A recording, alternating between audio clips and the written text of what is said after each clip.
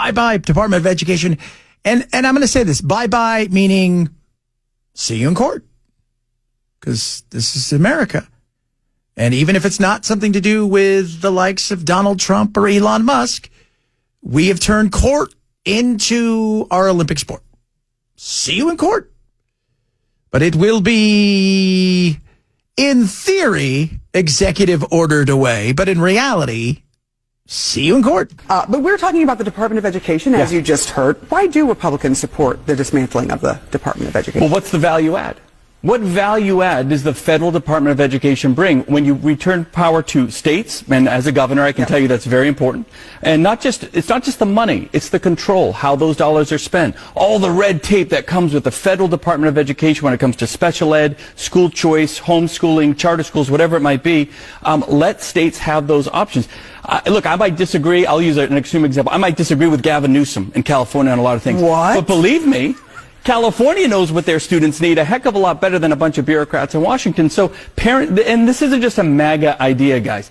This is empowering parents, teachers, that better communication at the local level, driving curriculum at a localized level for the needs of that community. That's it. So it's good. It's a great idea. But here's the pushback that we hear, and here's one of the facts. The Department of Education is prohibited from telling states how to educate. Yeah, it's prohibited, but they have an outsized influence on the classroom. There is no doubt about that. Absolutely. An outside influence on the classroom when it comes to things like, whether it's, depending on what they call it, right? Like it's CRT, it's DEI, it's all of them. It's feelings. We're teaching with feeling. Those things come from the top. Plus, we were fine. Education starts at home. You always heard that, right? Education's important. It starts at home. And it's important that parents are involved. And that's a lot of what happened during COVID. Parents got involved. They started seeing what was going on. And even though the states themselves are in charge of what happens in the classroom, they were just uncomfortable all around with a lot that was happening. And they got very frustrated. And the Department of Education takes a far greater lead and has a far, like somebody like, Weingart and stuff has this, Randy Weingart has this overreach through a lot of the stuff on the federal side. And a vast majority of that stuff also has to do with loans and things like that. But there was something prior to the Department of Education, and we did okay. And John Sununu there's right. Like, California knows what California needs. Tennessee, we know what Tennessee needs. Let New York deal with New York. Kentucky deal with Kentucky, and so on. Now, if Kentucky was like, all the kids learned was, horse racing and basketball, well, that'd be an interesting thing. Maybe you're like, maybe not. If all our kids learned was country music. It's like, but no, everybody, we did okay before this. This just became more bureaucracy, as he said, more red tape, but also the influence of the programs. And everybody's like, well, kids aren't going to get this or nobody's going to be, the Disabilities Act covers so much of this. And so many of these things were, even prior to this that were around, were covered and handled by other agencies inside the government. Karen Lynn Levitt. Let's see what she's all about. I wonder if she's going to be nice. Sometimes I got to be honest, she's a little pithy. She can be pithy. Where was there criticism of our nation's failing test scores for the last several decades? The Department of Education was founded in the 1970s, and since then we have spent more than $3 trillion at this federal bureaucracy. What has been the return on that investment for the American taxpayer? Levels that are less than ideal, less than proficient. Our children's test scores are incredibly concerning when it comes to reading rates, literacy rates, math, and science test scores. The numbers prove that, and this president is finally taking much needed action to return education to where it belongs, and that's to educators closest to students in their classrooms in their respective states. Yes, which is great. It doesn't mean they're going to get it right. Somebody sent something about, Texas has a big battle because, like anything else, lobbyists get involved. And the textbook folks in Texas have the textbook people have a big lobby, and they have a lot of power, a lot of money. So, but that's where choice comes in. And it's funny, somebody just sent me something that was Kentucky, since they're going to learn about distilling. It's not very nice. About, when you look at the academic scores globally, and Hong Kong, then U.S. Asians, and Singapore, and U.S. whites, and Japan, and Taiwan, and you know what? You look at this and you're like, yeah, well, Asians, if we're going to be honest, their parents, right? The tiger mom is not a joke. My mother and I were talking about this the other day. So my little brother Spencer, he is not a valedictorian, although we always joke he is. He's 21. He wasn't supposed to make it 21 hours, let alone 21 years. He has cerebral palsy. He eats and drinks out of a tube in his stomach. He breathes out of a tube in his mouth. He has brain damage. And the fact that he's still alive and he's got this personality, smiles, he's never said a word in his life. He goes to school, and the school that they work with is a school that's by my mother's house. It's called Oxford Academy. Oxford Academy, I think this past year, was number 1 or 2 in the country for schools. And so all of these kids do things with them. So like they'll have basketball night, and the whole school's there. And we always joke about, my mom's all, what is it? All of these kids have like a 4.5. For the most part, they're Asian, and this looks great on their application. Not that they don't like the kids, but that's a lot of what they do. But you know why? Because their mom and dads push them. Education is important. It's important to what they do. It is. It's important to what they do, and so they make it a priority. It does begin at home.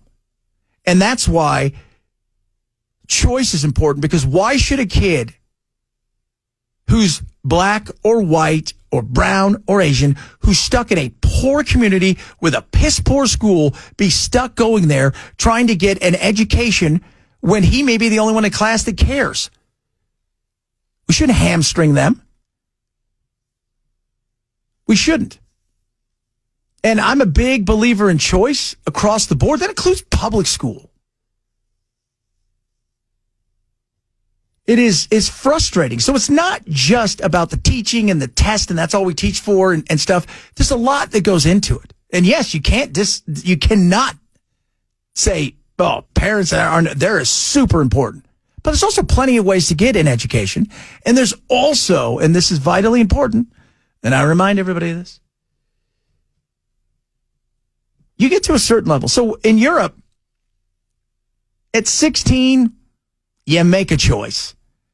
You go on to, so there's 2 things. There's college. So there's 6th form college. And then there's university. University is what we call college over here. You make that choice. You may go on and get A levels and O levels, which are kind of like, think of it kind of junior college-y. Or you go out and you either get a job, but most of the time it's an apprenticeship.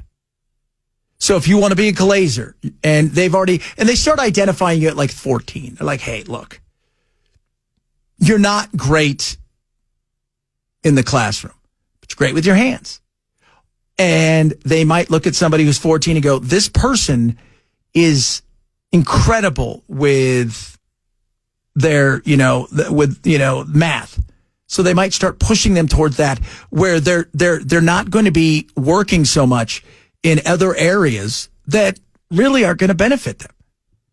And that includes everything. That's what when I went over to Europe to play soccer when I was a kid, I was an apprentice, because that was part of the job. To get that job, you're what they call a youth boy. And part of it was they'd make us go to, school for a little while, and we all laughed because we went to school like once a week and it counted the same. But still, because we were doing stuff all day. We're cleaning the stadiums, doing the laundry, training with the full-time professionals, and as well as training with our, with our own teams. But that was part of it because they've identified something and you make that choice, which is we've got to think outside the box in the way that we educate for the long term. And some people make poor choices. Case in point, this lady. Hi, I'm a scout. I use they, them pronouns, and I'm an interdisciplinary major at UBC. I'm in my last semester. My primary thematic focus is decolonizing academia and public knowledge systems, and my secondary thematic focus is biocultural and linguistic futurity. For those who don't know what that means, can you give us a quick rundown? Yeah, basically what I focus on is the promises that the institution has made and also the emergence of indigenous ways of knowing and being across the disciplines, and I feature in a lot of stuff like language revitalization, or the emergent vitality of languages rather, and just kind of a bunch of stuff. I've taken courses in over 20 departments, so. Okay, yeah. Awesome. Gotcha. Scout. Oh, Scout. The non-binary Indiana Jones.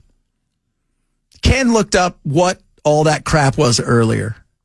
And what was the salary starting at $5 going up to $21? $5 up to $21 an hour. Oh, man. That is solid. You know why it's $5 an hour? Because you can also work off tips. Because, hey, making whipped cream with hot chocolate ain't easy, baby. That right there was a joke. That person's a real person. They went to school and they chose something ridiculous like that. Ridiculous. I would be so embarrassed if that was my kid. I would say, oh, my kid got kidnapped at school. It was horrible. They replaced her with this.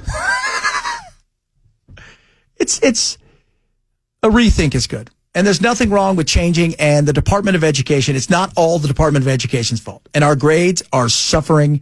And we're past the COVID era BS. We have a lot of stuff going on that we need to figure out. And we've got to get back to teaching the basics and then focusing on strengths. It's so important. We miss out in so many things in today's world where we're pushing kids towards stupid things that they're never going to use. It's about being well-rounded. No, it's not. Be the master of something. Like if they would have told, like you love radio, right, Mason? I mean, you're not just here for the laugh. If they would have told you at 16, this was going to be your jam, you would have just, and you can go to school, you could just start working as an apprentice and going here. You would have done it all day. I would have jumped in this 1,000 times over. Yeah. I mean, why we're not doing, well, what if it doesn't work out? Well, the what ifs, like what did Trump say? What if a bomb falls on your head right now? We can't live in a world of what ifs. Yeah. You don't learn, you don't gain experience unless you do. That's it. And same thing with like HVAC and plumbing. Our buddies over, Busy Bee. I mean, if you'd had an opportunity for tons of young apprentices to come along, people who are interested, teaching them in that way, that'd have been great. But now we have to convince all these kids you need to take out $400 gazillion in loans so you can be I don't know what she's trying to do, revive dead language lunatic, non-binary wackadoo. Hey, say what you want. Seeing those hieroglyphics come out of her mouth was pretty impressive. He's just so...